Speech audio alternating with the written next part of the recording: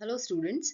Food safety officer के examinations तो आ ही चुके हैं और आपका सबसे बड़ा क्वेश्चन ये है कि हम इसे कैसे पढ़ें, क्या हमारी स्ट्रैटेजी होनी चाहिए, कौन सा स्टडी मटेरियल चूज़ करें, कौन सी क्लासेस को ज्वाइन करें और उसके अलावा हम क्या क्या चीज़ें ऐड ऑन करें जिससे हम जो ड्यूरेशन है उसका उसमें आराम से प्रिपेयर कर पाएँ, राइट?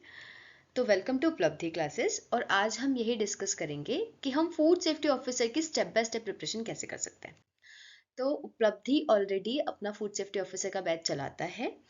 आप इंडिपेंडेंटली चाहें तो खुद भी प्रिपेयर कर सकते हैं, आप हमारे साथ भी जुड़ सकते हैं। अभी हमारा एक ऑफर चल रहा है, 2 स्टूडेंट्स एक ही फीस में पढ़ सकते हैं। प्लस हमारी बहुत सारी बैचेस हैं और क्लासेस जो हैं आपकी 21 जुलाई से स्टार्ट हो चुकी है। हम लोग ऑलरेडी रिकॉग्नाइज कंटेंट से पढ़ाते हैं ताकि आपके पास एक रेफरल रहे जब भी आपको लगता है कि इस क्वेश्चन में कोई इशू है या चैलेंज करने की बारी आती है तब। तो हम बात करते हैं कि ये जो एग्जाम आपका रिलीज हुआ है इसका स्कीम क्या है, मतलब एग्जाम का पैटर्न क्या है, कितने पेपर्स होंगे या कितने सेक्शंस होंगे, कितने मार्क्स का होगा। एंड ऑल्सो अभी इसके एग्जाम फॉर्म निकले हुए हैं, 10 अगस्त इसका लास्ट डेट है फॉर्म फिल करने का।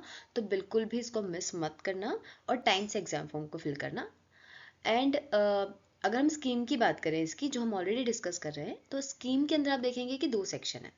एक सेक्शन है आपका ए एंड दैट इज सामान्य ज्ञान, और सेक्शन है खंड बी या सेक्शन बी जिसमें है आपका खाद्य विज्ञान तकनीकी, मतलब फूड साइंस एंड टेक्नोलॉजी।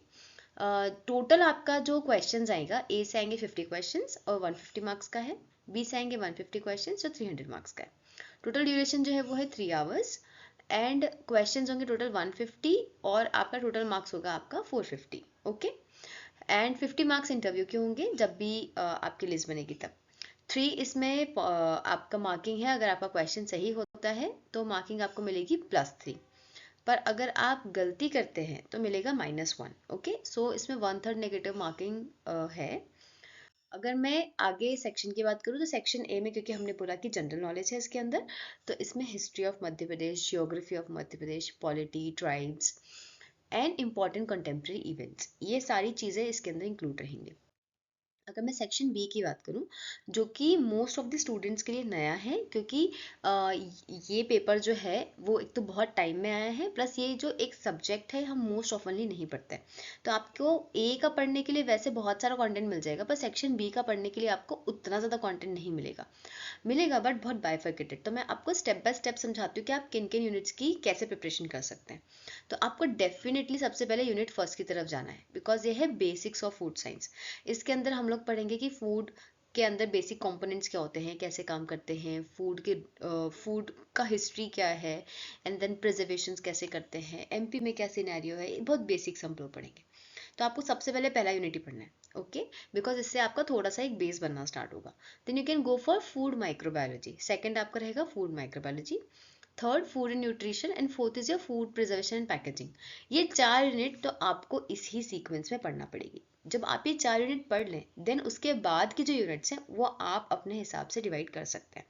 तो मेरा ऐसा बोलना रहेगा, मतलब जो मैं आपको सजेस्ट करूंगी कि आप जो फर्स्ट सेकंड थर्ड और फोर्थ यूनिट है उनको अपने ही सीक्वेंस में पढ़ें, क्योंकि ये सारे आपस में लिंक हैं। ओके, बट अगर आप इसके बाद के 6 यूनिट्स पढ़ना चाहेंगे, ठीक है, तो आप सबसे पहले पढ़ें food safety quality control hygiene standard and food law regulation certification development scheme, मतलब 6th एंड 7th, बिकॉज आपने कभी नहीं पढ़ा है तो ये आपके लिए बहुत नई चीज़ है एंड लॉज को एकदम से याद करना थोड़ा सा मुश्किल हो जाता है। तो 6th एंड 10th यूनिट को आप बैक टू बैक स्टडी करें, ताकि ये दोनों लॉज एंड रेगुलेशन में आते हैं तो आपको कहीं ना कहीं ये मैच करेंगे।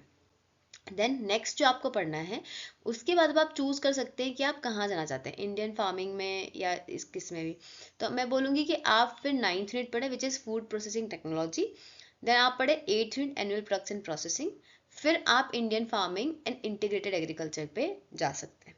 ओके, तो the pattern of study should not be 1 2 3 4 5 6 7 9 10, it should be 1 2 3 4 followed by 6 and 10, उसके बाद 9th and 8th, and then you can go for 5th and 7th। Okay, बाकी अगर आप एग्रीकल्चर सिस्टम से हैं तो आप पहले इस वाले मोड को स्विच कर सकते हैं, जैसा भी आप चाहें।